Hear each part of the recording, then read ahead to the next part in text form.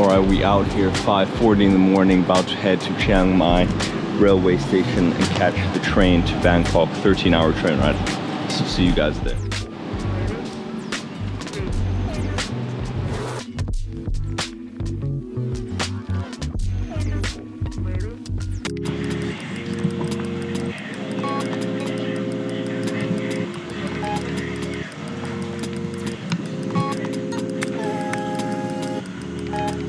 Here we have the train.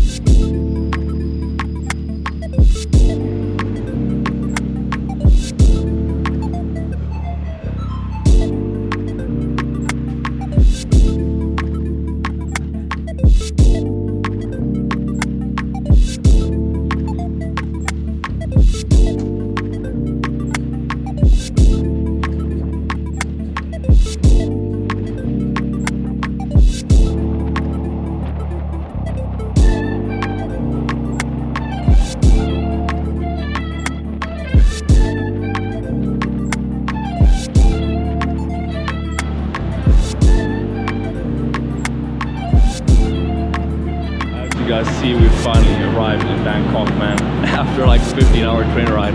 Definitely worth it though. Got to see a lot of the scenery and the views.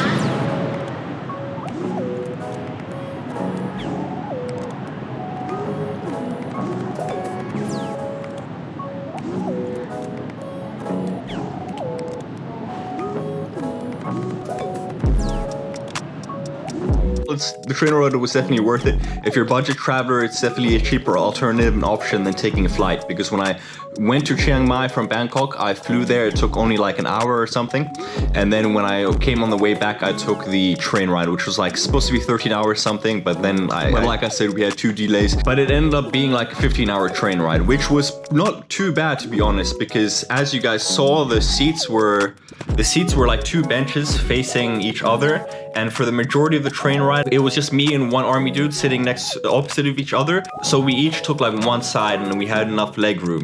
But it became pretty cramped when 2 other passengers came into our row of benches, but they were only there for like an hour or 2 of the ride, maybe 3 hours of the ride. So it wasn't as bad as them being there the whole trip. I was able to like fall asleep and nod off for a little while, except it was just like so hot and humid, and then I had like my backpack, and then when the other guys came, it was a little bit hard to like knock out for a longer period of time.